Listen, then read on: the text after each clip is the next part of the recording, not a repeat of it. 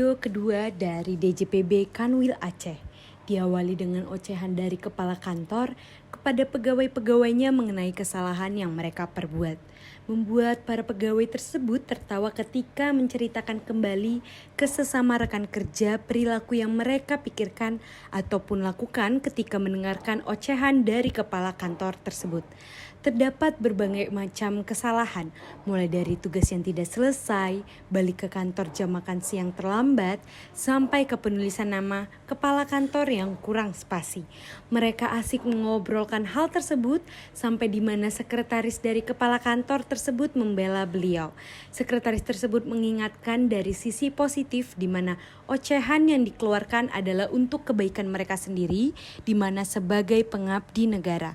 Dia juga menceritakan bagaimana kepala kantor yang memperhatikan dari pagi untuk pegawai yang niat dan tidak niat bekerja dengan harapan seluruh pegawai dapat datang dengan niat yang baik. Akhirnya ternyata kepala kantor mendengarkan seluruh percakapan mereka dan dengan santai ikut bergabung dan mengingatkan mengenai kedisiplinan, tugas dan tanggung jawab serta perlakuan beliau untuk seluruhnya menjadi tim yang solid. Video ini ditutup dengan kepahaman pegawai-pegawai tersebut mengenai latar belakang di balik teguran sang kepala kantor dan mereka pun menyetujui hal tersebut. Penerapan nilai berakhlak pada video ini berorientasi pelayanan di mana Bu Puan dan rekan lainnya melakukan tugas pelayanan dengan baik.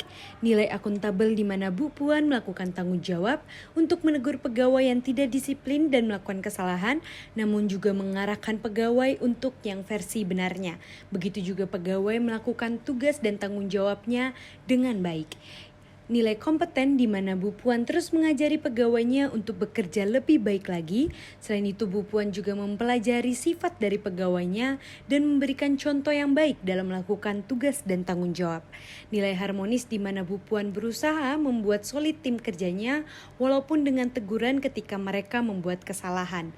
Nilai loyal di mana Bu Puan mengajari bawahannya untuk memiliki niat yang baik dari awal bertugas sehingga dapat menjadi contoh untuk masyarakat dan bekerja dengan sepenuh hati.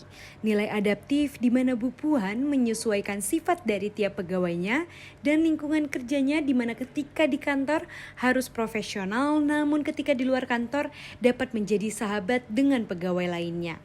Nilai kolaboratif yang terakhir yaitu di mana Bu Puan selalu membentuk kerjasama yang baik dengan rekan lainnya sehingga target capaian kerja terrealisasi. Film dengan judul Bos Gue yang merupakan film pendek anti korupsi dari Kanwil DJP Aceh menampilkan tokoh yang terindikasi melakukan pelanggaran pada nilai-nilai dasar ASN berakhlak, yaitu adanya pelanggaran jam kerja yang mencerminkan tidak diterapkannya nilai akuntabel pada nilai-nilai dasar ASN berakhlak. Dampak dari tidak diterapkannya nilai akuntabel ini adalah menurunnya performa kerja yang diberikan untuk organisasi sehingga pekerjaan yang dikerjakan tidak terselesaikan secara maksimal. Adapun gagasan alternatif untuk memecahkan permasalahan yang ada di video ini, yang pertama menegur dengan baik bawahan yang berbuat kesalahan dan mengarahkan atau mengajari ke yang benar. Kedua, mengingatkan rekan kerja yang berbuat kesalahan. Ketiga, mengingatkan teman lainnya untuk mengambil hal positif yang didapatkan ketika sedang dimarahin oleh atasan. Yang keempat, mengingatkan bawahan bahwa rekan kerja untuk mengabdi dan mengerjakan tugas dan tanggung jawab harus dengan hati yang niat.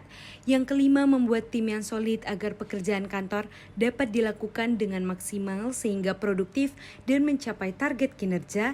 Dan yang terakhir, mengakrabkan diri kepada bawahan agar tidak adanya batasan antara atasan dan bawahan. Konsekuensi gagasan penerapan dari setiap alternatif gagasan pemecahan masalah berdasarkan konteks deskripsi kasus.